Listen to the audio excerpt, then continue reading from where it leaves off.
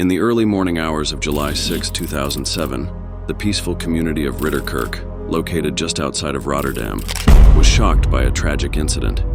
The police discovered the lifeless body of 23-year-old Joyce Veenstra in a rental property on Trollstraat. Found in a modest utility room with a cord around her neck and a farewell letter nearby, all signs pointed to suicide.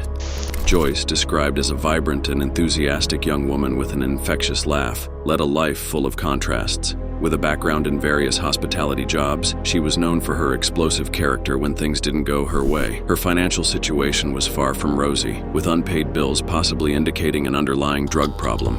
Despite an unstable home situation and limited contact with her parents, Joyce lived independently with her roommate Johnny in the simple setting of Trollstraat. However, forensic investigation revealed a puzzling detail. The hook in the ceiling, which Joyce was presumed to have hung from, was not strong enough to support her weight. This revelation raised questions about the true circumstances of her death. Was it really suicide, or were there other, darker forces at play? In a world where loyalty and friendship are thinner than a knife's blade, a tragedy unfolds that shakes the quiet streets of Ridderkerk to their foundations. Joyce, a young woman entangled in a web of secret affairs and family drama, is at the heart of a story that reads like a modern tragedy. Her friendship with Amalia, a bond forged in the unpredictability of their youth, inevitably brings her into contact with Troita, Amalia's sister, and Jack, Troita's husband. It's a connection that proves to be fatal, a forbidden love that lays the groundwork for a tragic end. The background of this drama is as complex as it is heartbreaking.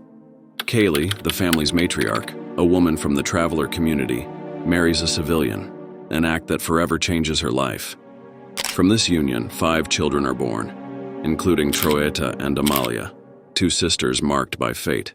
Their life path is one of constant moving, a search for stability in a world that offers few certainties. Troita, the older sister, eventually finds love in the arms of Jack, a man with a complex past and a heart that is already taken. Their marriage, though childless, is filled with dreams of a future together. But when Jack develops a friendship with Joyce, the foundation of their love begins to crack. The discovery of soapstone figurines, symbols of Jack's affection, in both Troita's and Joyce's possession, ignites a flame of jealousy and betrayal. What follows is a confrontation with a deadly outcome. Joyce, forced to write a farewell letter under the influence of medication and bleach, becomes the victim of a cruel murder disguised as suicide. The aftermath is a tangle of lies, denial, and a justice system struggling with the truth. Despite the initial release of the sisters, a year of silent investigation eventually leads to the arrest of Troita. In court, a story of manipulation and murder is unraveled, a story that deeply affects the community of Ridderkerk. The tragedy of Joyce, Troita, Amalia, and Jack is a mirror of the complex relationships and dark sides of human emotions. In the twilight of an ordinary evening, a sinister plot unfolded at Joyce's house, with 2 sisters, Amalia and Troita, playing the lead roles. Around 8 p.m., they arrived at Joyce's home, where a dark plan was quickly put into action. After a brief outing with Joyce's house keys, Troita returned, and the night took a terrifying turn.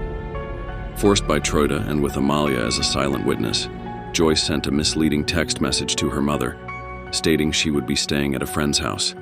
Then her phone was turned off. What followed was a prolonged ordeal where Joyce, under the threat of violence, had to orchestrate her own death. First by taking pills, and when that didn't achieve the desired effect, Troita led her to a small laundry room for a more gruesome act with a rope. Amalia, though at a distance, was forced to participate in this macabre play. Hours passed in this drama of manipulation and fear, where Joyce's pleas for life would be her last words. The sisters eventually left the crime scene, carefully erasing their tracks and simulating a suicide. In court, confessions and defenses followed that were as perplexing as the night itself. Troita suddenly could not recall the exact events, a defense strategy that sowed doubt about premeditation. Amalia claimed ignorance, a stance initially accepted by the court but later rejected by the Court of Appeals given her presence and passivity during the fatal events. The courtroom became the stage for a battle for justice, dissecting each sister's role. The court and the Court of Appeals heavily weighed the premeditation and execution of a murder intended to look like suicide. The tragedy was deepened by Joyce's unborn child, an innocent life that was also taken.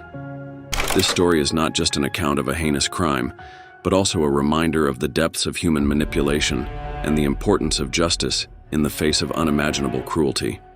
In a recent verdict, the Court of Appeals decided that the sentence for the heinous crime remains upheld. Despite an attempt at cassation, the convict, who had hoped for a different outcome, will remain behind bars for at least 15 years. This marks the end of a long legal battle for freedom, which ultimately proved fruitless.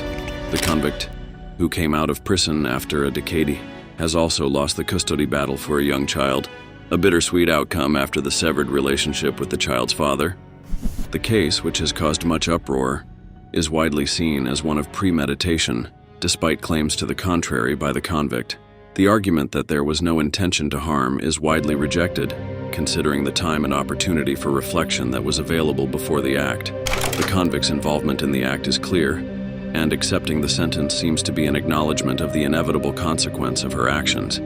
The case has drawn not only legal but also cultural attention, with mentions in popular media, including an episode of Van Gogh Loss and a documentary. These productions, providing insight into the complexities of the case, have contributed to a broader understanding and discussion among the public. Notably, despite the availability of these sources, the documentary Moordvrouwen is no longer accessible, a loss for those wanting to delve deeper into the matter. The motives behind the act seem complex and multifaceted, possibly driven by a mix of personal issues and emotional turmoil. The impact of unfulfilled desires for children and confrontation with another's pregnancy likely played a significant role in escalating the situation. These factors suggest a deeper layer of personal conflict and tragedy within the case. Furthermore, the apparent absence of physical resistance during the act raises questions about the circumstances and the dynamics between perpetrator and victim. This aspect, along with the pronounced focus on the stories of the convicts and less on the victim, underscores the complexity and emotional charge of this case. This tragedy, which has deeply affected not only the involved individuals but also their families, remains a topic of discussion and reflection. The loss of a life and the lasting consequences for all involved form a somber chapter in a long-running saga of love, loss, and justice. Thank you for watching this in-depth analysis and discussion. If this story has touched you, or if you want to explore more about the many layers of human experience, don't forget to like, subscribe, and ring the bell to miss no video. Your support helps us share more stories like this, stories that challenge us, inform us, and sometimes even change us. Until next time, keep asking, keep searching, and above all, keep watching.